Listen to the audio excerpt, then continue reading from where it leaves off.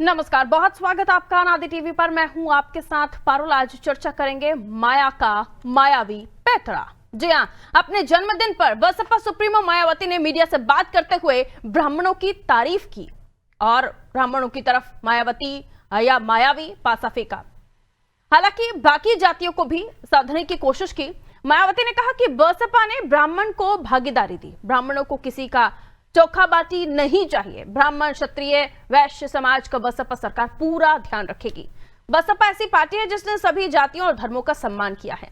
मायावती ने याद दिलाया कि कांशीराम के मरने पर राष्ट्रीय शोक नहीं घोषित किया गया, उनकी उपेक्षा की गई। मायावती ने आरोप लगाया है कि आज दूसरी जातियों के साथ साथ मुस्लिम समाज के साथ भी अन्याय हो रहा है, जबकि बसपा सरकार में दंगा फसाद नहीं हुआ था। यादवों का भी ध्यान रखा गया था।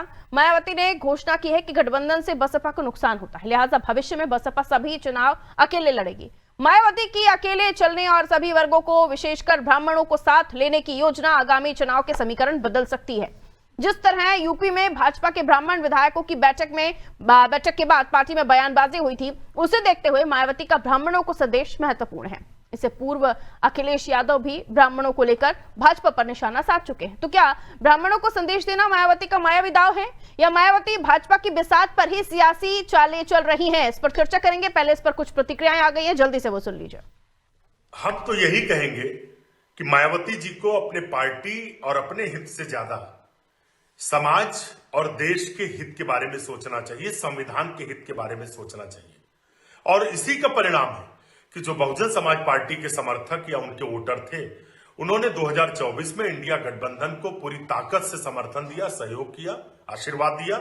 और भारतीय जनता पार्टी की सीटें इंडिया गठबंधन से कम हुई। हम 43 सीटें जीते और भारतीय जनता पार्टी उत्तर प्रदेश में हारी, क्योंकि भाजपा सरकार में दलितों और महिलाओं को निशाना बनाकर मारा जाता है। हाथरस की घटना उसका प्रमाण है। जातिवादी योगी आदित्यनाथ जी की सरकार 700 ब्राह्मणों की हत्याएं करवा देती है और अपराधियों का संरक्षण करती है।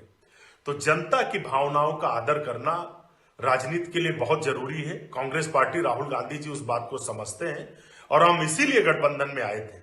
हमारा गठबंधन करने का उद्देश्य सिर्फ ये नहीं था कि हम सरकार बना लें, हमारा उद्देश्य था कि इस देश के संविधान को कैसे बचाया जाए।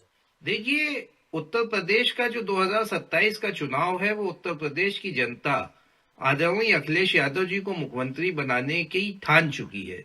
जिस तरीके से प्रदेश के जो हालात हैं, उन प्रदेश के हालातों में जनता के पास सिर्फ एक विकल्प है और वो है समाजवादी पार्टी और आदरणीय अखिलेश यादव जी।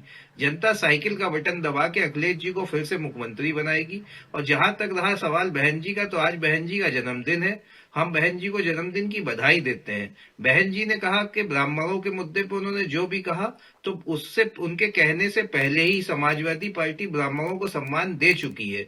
समाजवादी पार्टी का सम्मान दिखता है। समाजवादी पार्टी ने आज विपक्ष में भी नेता प्रतिपक्ष की कुर्सी आदरणीय माता प्रसाद पांडे जी को देकर ब्राह्मणों का मान और सम्मान रखा है। समाजवादी पार्टी हमेशा ब्राह्मणों के पक्ष में सबसे आगे खड़ी दिखाई देती है। देखिए, मायावती जी जो बयान देती हैं, जो फैसले लेती हैं, ये उनकी पार्टी का अपना निजी मसला है। और कैसे फैसले लेती हैं, कैसे बदलती हैं, ये भी किसी से छिपा नहीं है। सलाह दे रही हैं कि कौन किसका खाए, क्या खाए, ये उनकी अपनी राय है। परंतु भारतीय जनता पार्टी का मकसद सबका साथ है, न किसी को राय देना, काम करना, अपने पुरुषार्थ से, अपनी योजनाओं से, जनता की सेवा से भारतीय जनता पार्टी जनता के बीच अपनी जगह बना रही है। सुशासन का जो मॉडल मोदी जी और योगी जी ने किया है, वो अपने आप में अद्भुत है। जनता का उस पर भरोसा बहुत बड़ा है और उसका प्यार भारतीय जनता पार्टी को लगातार मिल रहा है। कुछ फैक्ट्स यहाँ आपके सामने रख देती हूँ। वैसे तो ये तमाम जो राजनीतिक दलों से जुड़े हुए उनको पता है, लेकिन मेरे दर्शकों के सामने, ताकि उसके बाद इस पिक्चर को और भी क्लैरिटी मिल जाए। 90 का दशक, बसपा का नारा तिलक तराजू और तलवार, इनको मारो जूते चार। तब बसपा पर ठप्पा लगता था सवर्ण विरोधी राजनीति का। उसके बाद आइए 2007 में सवर्ण विरोधी से मायावती सर्वजन हिताय, सर्वजन सुखाय पर अड़ी, और उसके बाद आकर सतीश चंद्र मिश्रा को आगे किया गया। नारा बदला, हाथी नहीं गणेश है, ब्रह्मा विष्णु महेश है। और 2007 में, माफ कीजिए 2007 की मैं बात कर रही हूँ, 86 ब्राह्मणों को टिकट दिया गया, 41 जीते। ये वो समय था जब समीकरण इस तरीके से मायावती के पक्ष में बैठे कि पहली बार अपने दम पर पूर्ण बहुमत की सरकार बनाने में मायावती कामयाब हुई। अब ट्रैक वहीं पर शायद लौटने की कोशिश कर रहे हैं, लेकिन अब परिस्थितियां अलग हैं।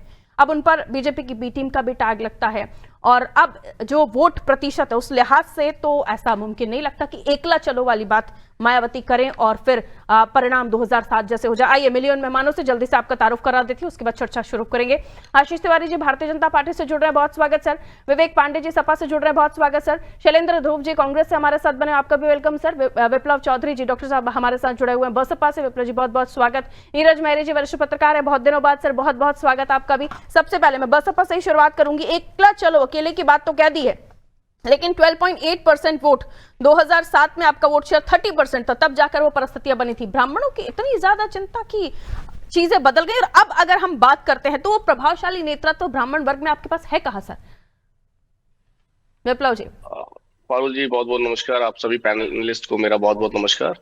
पारुल जी, अभी आपने जब अपना प्रोग्राम स्टार्ट किया तो उसमें आपने मेंशन किया कि 1990 के दशक में बसपा ने एक तथाकथित नारा दिया। मैं उसको कोट नहीं करूंगा, नेशनल टीवी पर हूँ, वो नारे से मुझे आपत्ति है बहुत। इसलिए भी आपत्ति है कि क्या आप मुझे ये बात बता सकते हैं कि बसपा के किस मंच से और किस तारीख में किस रैली में सभी प्लेटफॉर्म पर उपलब्ध है, उस पर जाएंगे तो एकदम फिर आपको मैडम नहीं, डिटेल खंगालनी पड़ेगी। बिल्कुल डिटेल नहीं खंगालनी पड़ेगी। आप बहुत जिम्मेदार पत्रकार हैं, आपको ये बात कहते हुए शोभा नहीं देती, बिकॉज बसपा के किसी भी मंच से उस नारे का प्रयोग नहीं किया गया है कभी भी। और इस तरह की बातें सदैव बसपा को जो है भ्रमित करने के लिए, बसपा के विषय में भ्रम फैलाने के लिए की जाती है। और आपने भी उसको पूरा कोट करते हुए कहा है, और वो उसमें एक बड़े समाज का अपमान होता है, तो उसको हम कोट नहीं कर सकते इस तरह से। फर्स्ट ऑफ ऑल ना, तो जो आप जो कह रहे हैं वो बिल्कुल गलत बात है।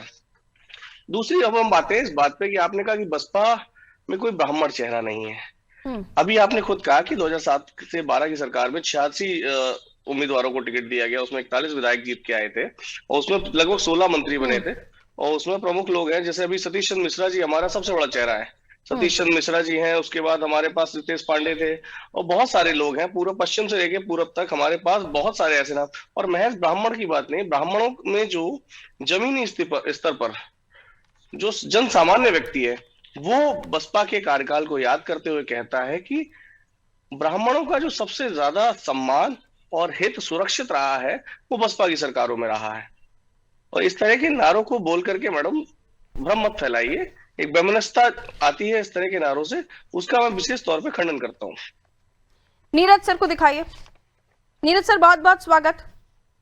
ये इस वक्त जो अकेले चलने की बात है, और अभी विप्लव जी की बात को भी आप क्लियर कीजिएगा, क्योंकि मैंने अब तक जो पढ़ा है, जो सुना है, वो आप लोगों से तो यही सुनने में आता है। अगर ये चीज गलत है, क्योंकि जहां पर भी देखिए इस तरह की बात तो आती है कि पहले स्थितियां कुछ और थी, दलितों की पार्टी कहा जाता था भारतीय बसपा को, और अब मैं ये सवाल भी जोड़ूंगी साथ में कि जिस तरीके से अभी मायावती ने अकेले चलने की बात कह दी, अभी 1 साल बाकी है इस चुनाव में, लेकिन उससे पहले ही इस तरह की बात कर देना जान फूंकने की कोशिश है, विरोधियों को अलर्ट करने की कोशिश है, कैसे देखते हैं आप? जी सर।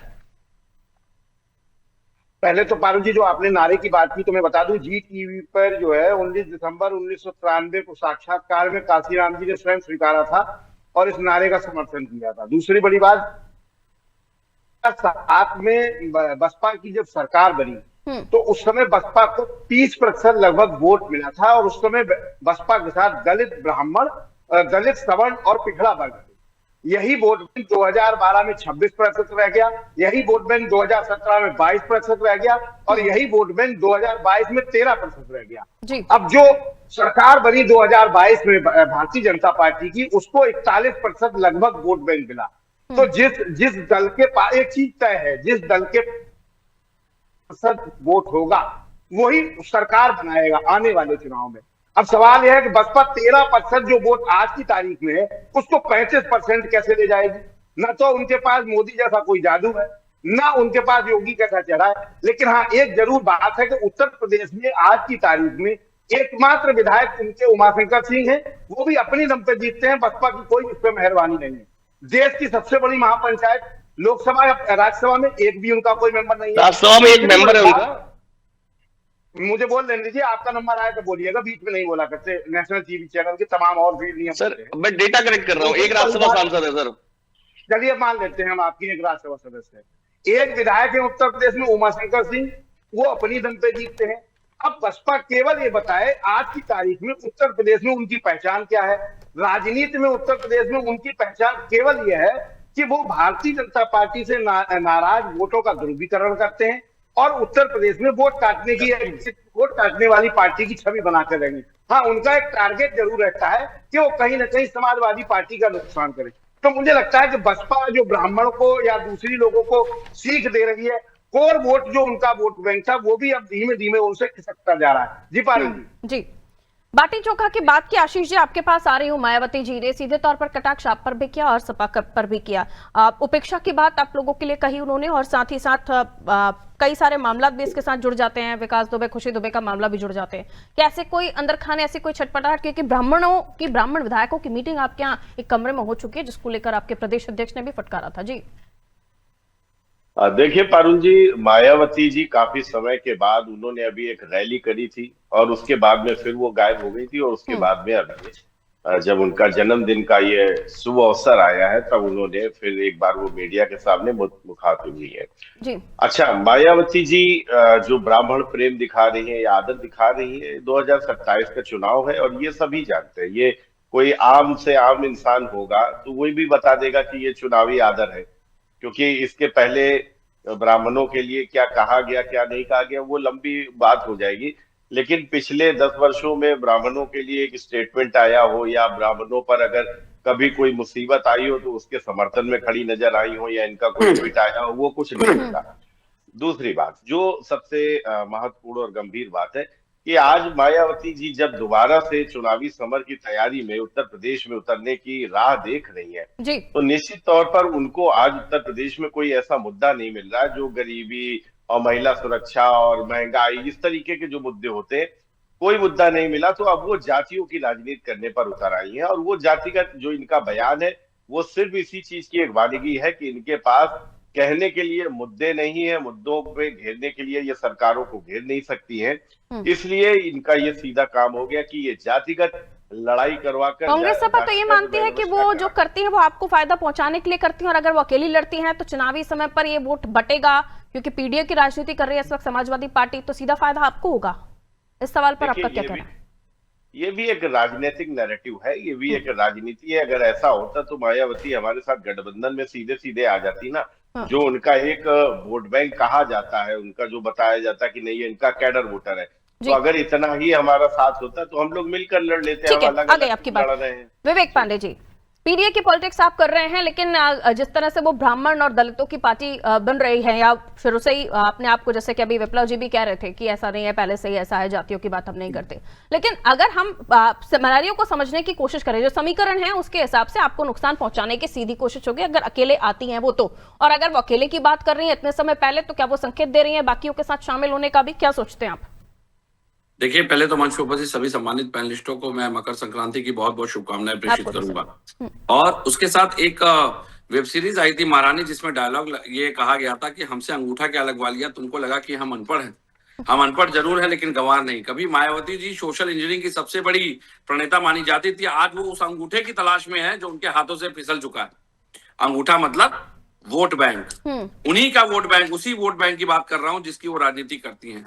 69,000 शिक्षक भर्ती से लेकर के लगातार 4,000 उर्दू शिक्षक भर्ती की बात करिए, 32,022 विज्ञान गणित शिक्षकों की नियुक्ति की बात करिए, ऐसे बहुत सारे मुद्दे उत्तर प्रदेश में लगातार प्रचलित रहे जिसपे मौन धारण करने वाले नेतृत्व से उनका कोर वोटर ऊब चुका है। और पीडीए का जो एक एजेंडा और पीडीए का जो एक उद्देश्य सार्थक रूप से समाजवादी पार्टी ने इस पूरे प्रदेश और देश की जनता के सामने रखा, उसे सहर्ष स्वीकार करके मायावती जी की अपने पारंपरिक वोट बैंक ने हमको हमारे साथ आना स्वीकार किया। और उसका उदाहरण है कि हम पूर्ववर्ती लोकसभा चुनाव में हम अच्छी विजय के साथ वापसी कर पाए हैं। उससे बड़ी बात पे देखिए, मायावती जी एक राजनीतिक गुड़िया बन के रह गई हैं, जिनको कि मुझे लगता है कि जनता की और सर्वधर्म संभाव की बात नहीं करती हैं वो। अब उनकी मौन स्वीकृति केवल और केवल अपने राजनीतिक उद्देश्यों तक सीमित है, अपने अस्तित्व को बनाए रखने तक सीमित है, क्योंकि उनके ऊपर एक जिम्मेदारी है। जब उनकी सरकार थी, ये केवल कहने की बातें हैं कि ब्राह्मणों का बड़ा सम्मान था। वो दृश्य आपको भी पता है, वो लोकोक्तियां राजनीतिक गलियारों में है कि कैसे चप्पल बाहर निकाल करके जा करके नीचे बैठना, वो सारी बातें, ब्राह्मणों का अपमान इन्होंने खूब किया, भरपूर किया। इनकी पार्टी में ब्राह्मणों के साथ समस्या, ब्राह्मणों को उनको साथ लेना उनकी आवश्यकता थी, क्योंकि ब्राह्मणों की बैसाखी पे इन्होंने सत्ता में राज किया। अगर ब्राह्मण नहीं होते, इनके अधिकतर कैबिनेट मंत्री देखिए सारे ब्राह्मण, और वो मजबूरी थी इनकी, और यही कारण है कि मायावती जी ने कभी पलट करके ठीक है। किसी ब्राह्मण सत्ता जाने नुकसान के बाद आपको किसी देंगे ब्राह्मण क्योंकि नेतृत्व 22 के- में भी 12.84% तब भी ले गई थी वो वोट शेयर। बिल्कुल जायज बात है, हम तो कह रहे हैं बिल्कुल जायज बात है। हमारा कोर वोटर चूंकि इस बात से नाराज था, ये बात मैं सहर्ष आपके मंच पे स्वीकार करूंगा कि हमारे कोर वोटर्स को ये बात बुरी लगी कि मायावती जी को हमने अवसर दिया, और चूंकि हमने उनको अवसर दिया, ये बात सही है, सोशल इंजीनियरिंग के माध्यम से, चूंकि हम प्रोग्रेसिव पॉलिटिक्स में बिलीव करते हैं, ठीक है। हमने उनको अवसर दिया। लेकिन मायावती जी देखिए आज के दौर में जो अपने ही पार्टी के सही आवाज को नहीं पहचान पाई, आकाश आनंद के साथ उन्होंने क्या किया जब आकाश आनंद प्रखर मुखर होकर उत्तर ओके सर, प्रदेश की राजनीति आपकी में बात आ सक्रिय गई हुए, क्योंकि उनको आज हटा मेहमान दिया। हमारे साथ ज्यादा जुड़े हैं, समय मेरे पास लिमिटेड है, तो मैं सभी को जी। चाहती हूँ बराबर मौका मिलता रहे। ठीक है, मैं कांग्रेस की तरफ जाती हूँ। शैलेंद्र ध्रुव जी, बसपा की विकास परियोजना पर आपने केंद्र सरकार के समय पर रोड़े अटकाने का काम किया, ये आरोप आज उन्होंने लगाया है। जी नमस्कार। नमस्ते सर। मकर संक्रांति की सभी सम्मानित साथियों, आपको भी देश और सर। प्रदेश को सबको बधाई और शुभकामना। साथ ही पूर्व मुख्यमंत्री आदरणीय श्री बहन मायावती जी को भी जन्मदिन की हार्दिक शुभकामनाएं। साथ ही डिम्पल यादव जी जो पूर्व सांसद हैं अभी, उनको भी बधाई जन्मदिन की। अभी हमारे आज जो महत्वपूर्ण विषय है ब्राह्मण समाज और दलित समाज को लेकर के, अभी 2024 के चुनाव में संविधान को लेकर के जो बीजेपी सरकार लगातार उसको कुचाराघात कर रही है, जननायक राहुल गांधी जी और अलायंस के साथ मिलकर के उस दलित वर्ग ने अपने संरक्षण के लिए, संविधान को सुरक्षित करने के लिए 2024 में उन्हें वोट दे करके जननायक राहुल गांधी जी पर विश्वास जताया है। ये परिणाम आपके सामने है उत्तर प्रदेश के परिदृश्य में। रही बात ब्राह्मण समाज के सम्मान की, तो हमारी कांग्रेस पार्टी जब उत्तर प्रदेश में जब भी सरकार बनी है तो 6 ब्राह्मण समाज को उन्होंने मुख्यमंत्री बनाने का काम किया। अब पूरे देश में दलित समाज की बात की जाएगी तो 8 दलित समाज को मुख्यमंत्री बनाने का काम किया है। साथ ही जब मनमोहन सिंह की सरकार थी यूपीए 2 की, तो उसमें जो है जो दलित वर्ग के बनाए गए थे उनका भी एक बड़ा डाटा हमारे पास ब्राह्मण और दलित समाज का है। उसमें हमारे कई महत्वपूर्ण लोग थे जिनको बड़े पदों पे बैठाया गया था। उसमें कपिल सिब्बल जी थे, गुलाम नबी साहब आजाद थे, दलित में मुकुल वासनिया जी थे, ऐसे अनेकों नाम है जिसको कांग्रेस पार्टी ने सदैव दलित और ब्राह्मण समाज को सर्वोपरि स्थान दिया हो, केंद्र हो प्रदेश हो, ये हमारा डाटा कहता है। रही बात अभी इधर जब से बीजेपी की सरकार देश और प्रदेश में चल रही है, सिंगल वन मैन आर्मी की तरह हम सबके नेता आदरणीय जननायक राहुल गांधी जी लगातार सड़कों पे सर मायावती जी की बात हो रही, घूम फिर कर आपको हर बात पे बीजेपी को कोसना है। टॉपिक अभी जो है उस पर आइए। मैंने आपसे सीधा पूछा, मायावती जी ने आज जो कहा, मायावती जी की बात और आपको घूम फिर कर बीजेपी वाला ही जपने लगते हैं।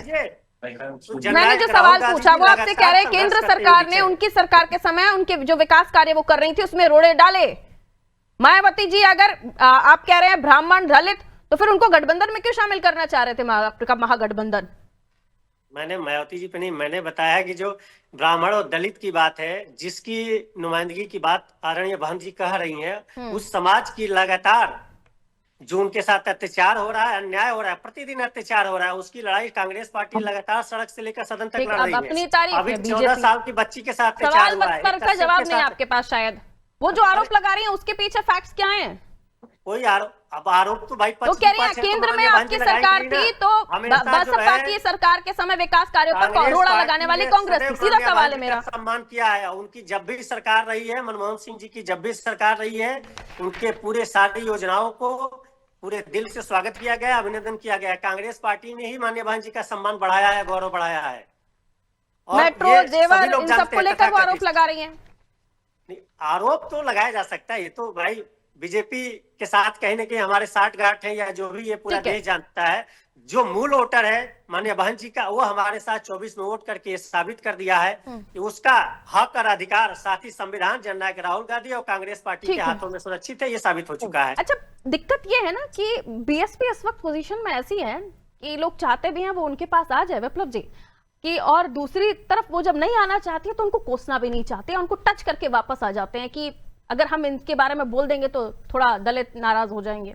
तो ऐसी स्थिति है इस वक्त बीएसपी। नहीं, बात नाराजगी की नहीं है, बात है कि अब विप्लव जी का नाम ले लिया है मैंने। विप्लव जी बोलना शुरू कीजिए सर। सदन में लड़ रहे हैं राहुल गांधी जी तो हमेशा माननीय बहन जी का सम्मान किया, माननीय सोनिया जी ने सम्मान किया है, कई मंचों पे हम लोग। ठीक है सर, आज वो सम्मान उन्हें नहीं दिखा ना, आज उन्होंने बोल दिया केंद्र सरकार ने रोड़े लगाए। ओके डाउन सर ना, okay Viplav ji please continue. बहन जी का सम्मान आप मजबूरी में करते हैं क्योंकि बहन जी के साथ पूरे देश में एक मजबूरी में नहीं होता है। बारी बारी से बहुत लिमिटेड टाइम है मेरे पास। से होता है। शैलेंद्र जी, आज थोड़ा ध्यान रखना पड़ेगा, बारी बारी से बात करेंगे। सबकी ऑडियो डाउन कर दीजिए, समय मेरे पास कम है और मैं चाहती हूँ सभी की बारी आ जाए। जी 30 सेकंड सर। विप्लव जी अरे सरकार तो बीजेपी की है मेरे बड़े भाई। प्लीज डाउन कीजिए ऑडियो। पीसीआर विप्लव जी बोलना शुरू कीजिए सर।